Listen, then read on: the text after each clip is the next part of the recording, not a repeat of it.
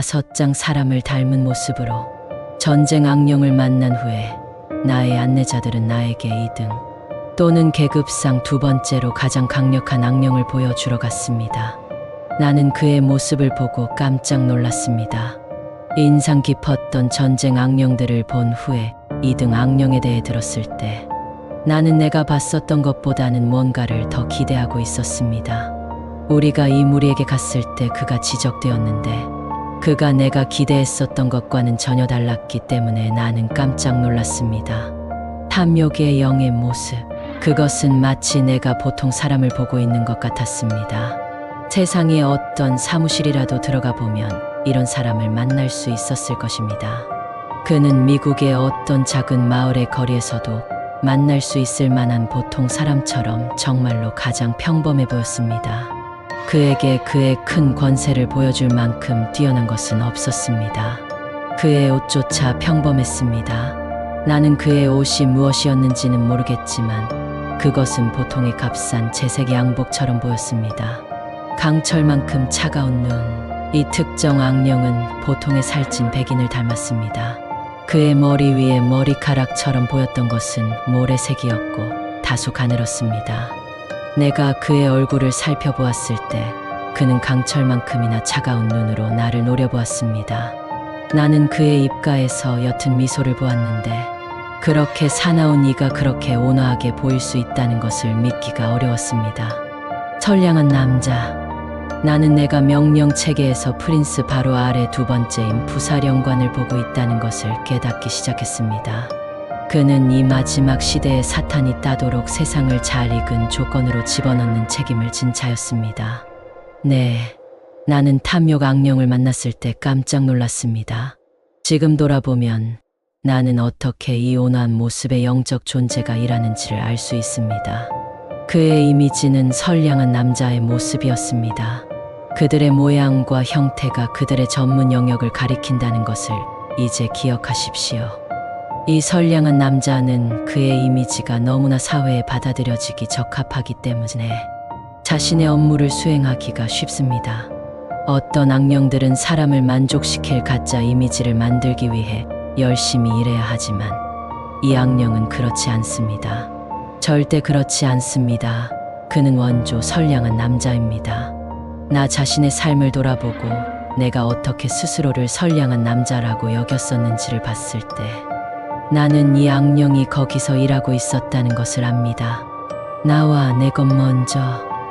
나 자신의 과거의 삶에서 이 악령은 나에게 가짜 상품을 팔았었습니다. 그는 내가 다른 이들보다 나와 내 것을 먼저 챙겨야 한다고 믿게 만들었습니다. 교회에 대한 나의 태도도 마찬가지였습니다. 집세를 내고 음식을 사기 전에는 심지어 11조도 내지 않았습니다. 하나님보다 내 가족에 대한 의무가 먼저였으니까요. 사실상 나와 내 것이 다른 어떤 것이나 다른 어떤 이보다 먼저였습니다.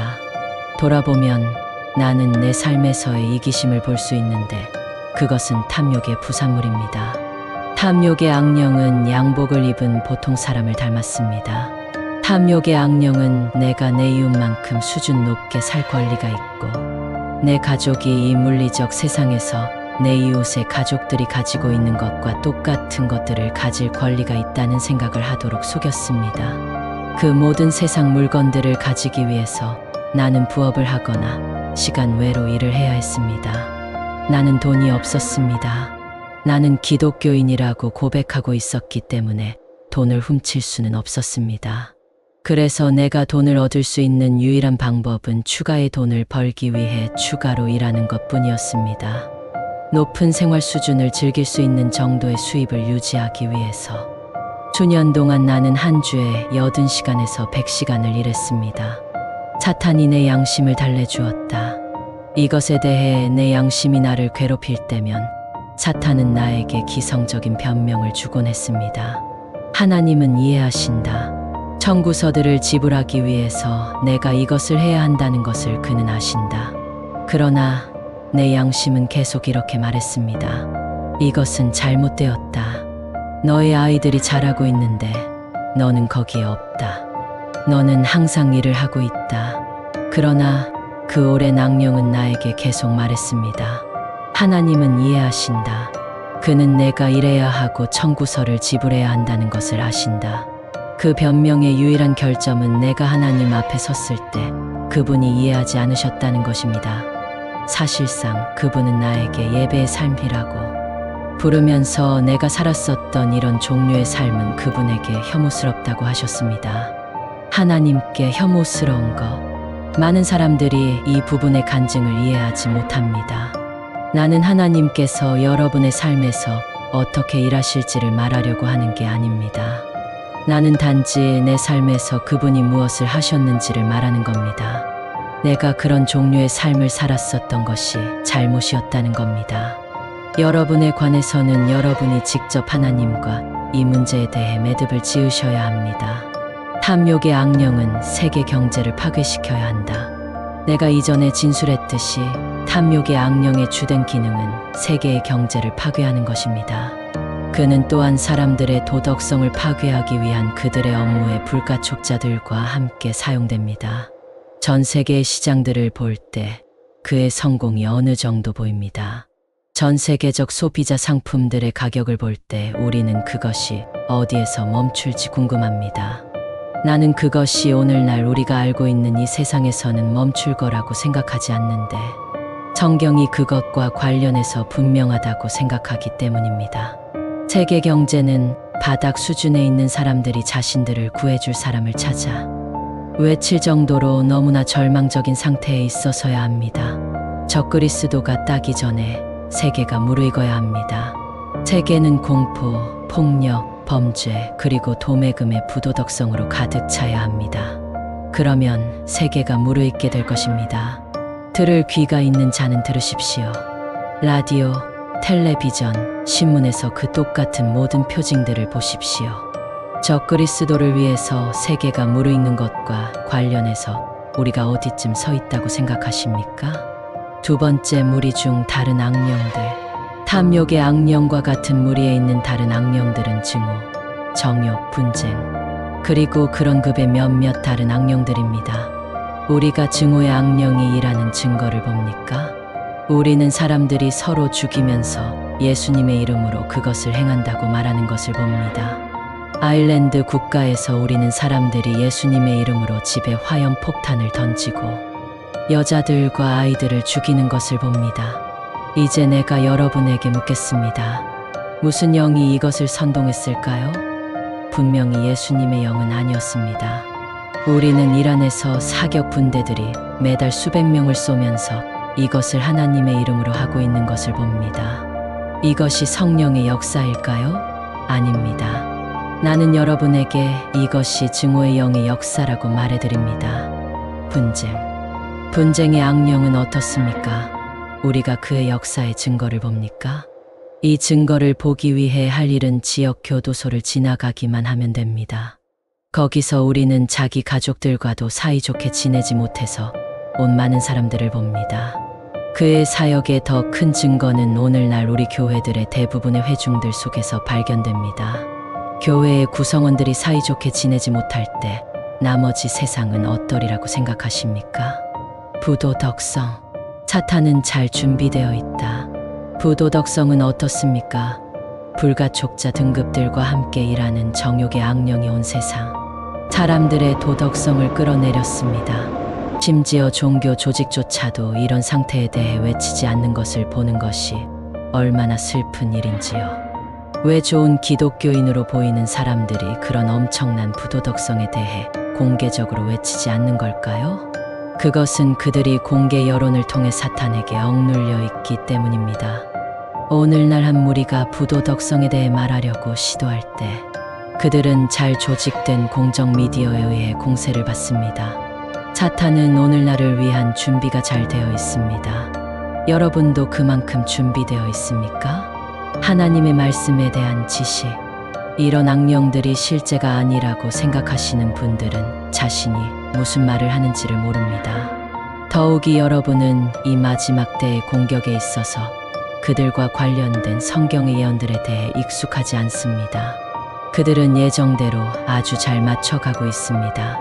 오늘날 악령들을 인지는 하면서도 우리가 그들에 대해 너무 많은 시간을 쓰고 있고 그들에 대해 이야기하는 것은 단지 그들을 영화롭게 할 뿐이며 그들이 우리 삶 속에서 중요하지 않다고 말하는 사람들이 많이 있습니다.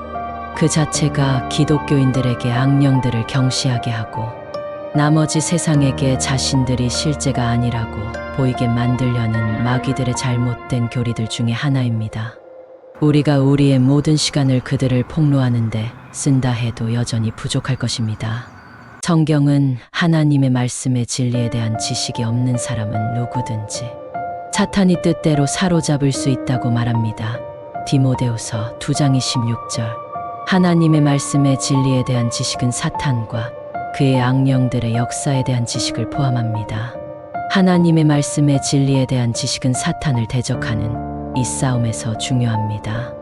너무나 많은 사람들이 그냥 교회에 가서 설교자가 성경에서 읽어주는 말씀 몇 구절을 듣고 자신들이 하나님의 말씀의 진리를 안다고 생각하며 가버리는데 만족하는 것 같습니다. 여러분이 성경에서 사탄과 그의 악령들과 어떻게 그들과 전투하는지에 대해 알지 못한다면 여러분은 하나님의 말씀의 진리에 대한 지식을 가진 게 아닙니다. 하나님의 말씀의 진리를 배우는데 조금 투자하는 것은 도움이 될 것입니다. 커다란 배교, 휴거. 물론 이런 악령들의 이 마지막 때의 전면적 공격의 목적은 단순히 그들의 주님이 오는 길을 곧게 만들기 위해서입니다. 성경은 적그리스도가 오면 자신을 신이라고 선포하고 육이 자신을 경배하도록 요구할 것이라고 말합니다. 성경은 이것도 말합니다. 아무도 어떤 방법으로든 너희를 속이지 못하게 하라. 먼저 배교하는 일이 일어나고 저 죄의 사람 곧 멸망의 아들이 드러나지 아니하면 그날이 이르지 아니하리라. 그는 대적하는 자요 하나님이라 불리거나 혹은 경배받는 모든 것 위로 자기를 높이는 자로서 하나님처럼 하나님의 성전에 앉아 자기를 하나님이라고 스스로 보이느니라. 데살로니가후서 2장 3절에서 4절. 우리는 성경 구절들로부터 어떤 중요한 사실들을 배웁니다. 첫째, 죄의 사람이 드러날 있도록 커다란 배교가 와야 합니다. 이 커다란 배교는 지금 진행 중에 있고 사탄과 그의 악령들의 전면적 공격의 결과입니다. 그들은 그 다음 사실, 즉 이 물리적 세상에서 통치하는 동안 적그리스도가 자신을 하나님이라고 선언하게 하기 위한 준비를 하고 있습니다. 지금까지 그가 출현하지 못한 유일한 이유는 성령께서 그의 길을 막고 계신다는 사실입니다. 오순절 날에 그분이 자유롭게 주어지셨던 것처럼 곧 성령께서 그 길에서 옮겨질 것입니다. 들림 또는 휴거. 데살로니가후서 2장 7절. 그러면 성령의 역사가 구약 시대 때처럼 제한적이 될 것입니다.